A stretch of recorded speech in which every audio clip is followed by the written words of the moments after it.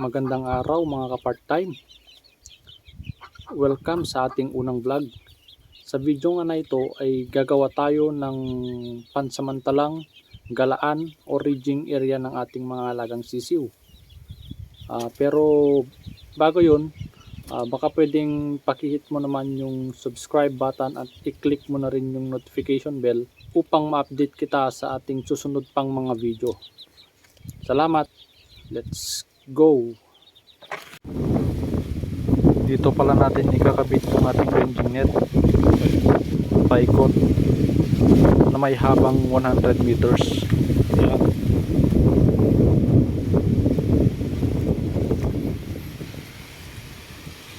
Ito pala yung ranging net na ating ilalagay. Actually nailatag ko na ito kanina. Paikot. Diyan yung papalibutan natin.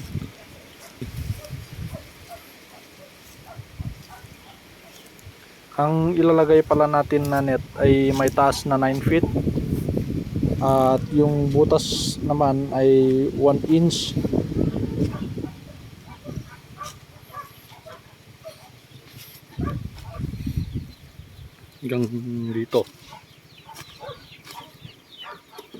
Hanggang dito. Yan yung mga alaga nating manok na pagagalain natin.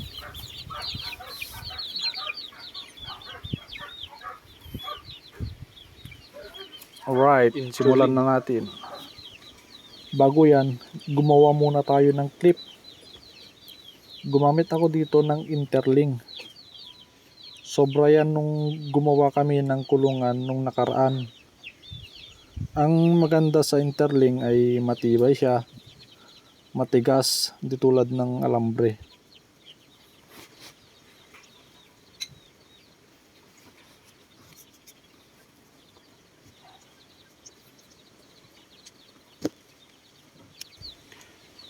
Putulin lang natin gamit ang plies, saka natin i-bend gaya nito.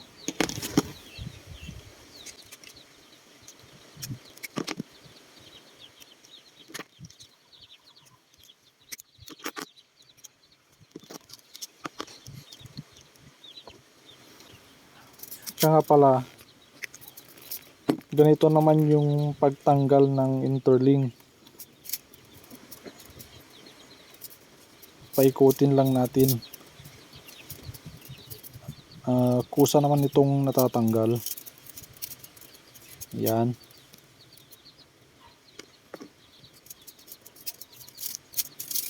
O diba basic?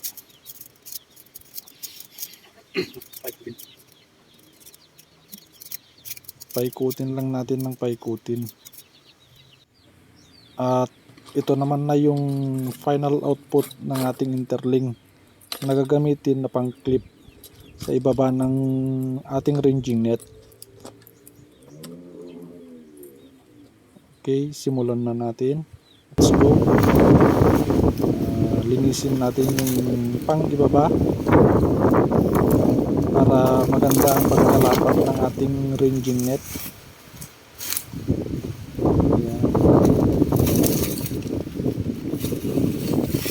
At hindi makalabas yung mga sisiw.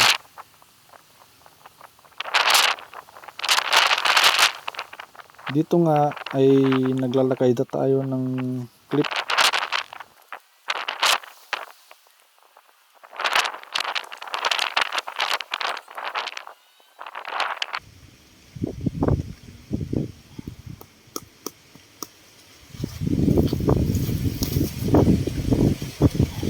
Ayusin lang natin yung paglapatan natin ng net. Saka natin ipaon yung clip nating ginawa. Tulad nito.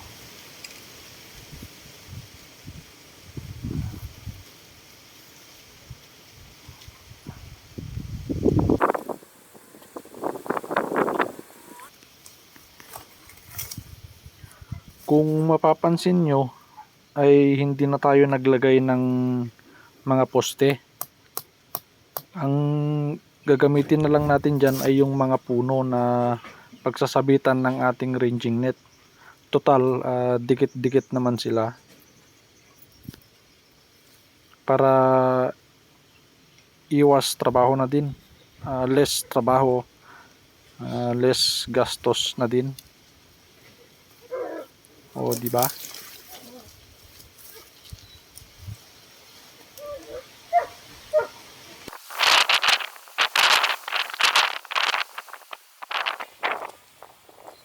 Dito nga sa part na ito ay halos mabaliw na ako kasi nga nagpabuhol-buhol ang ating ranging net.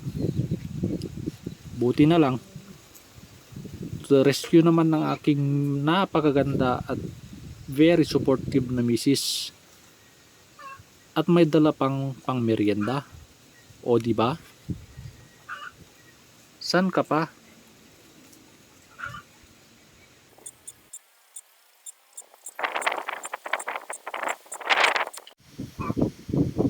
Kaya yan, nagmerienda muna tayo. Coffee is life, ika nga. Siyempre, after natin magmerienda, bigyan din naman natin ng merienda ang ating mga alaga. At palitan na din natin ang kanilang mga inumin. Siyempre, with vitamins.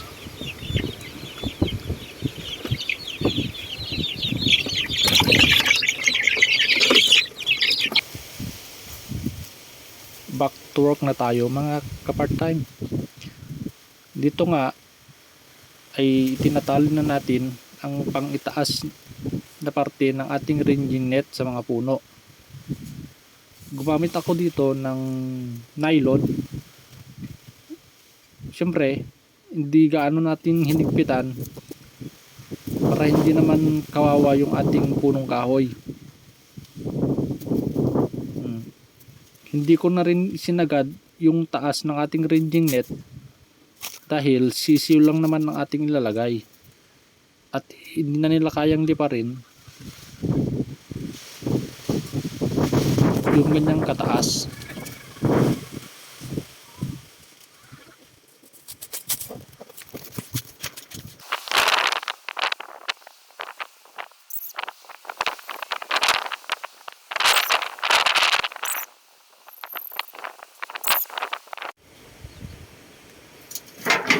Yan, after nga ng ilang oras natapos din. O di ba? Basic lang ang paglalagay ng ranging net. Kahit mag-isa lang.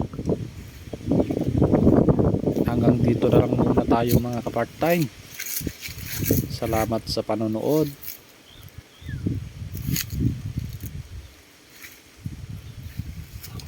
Alright.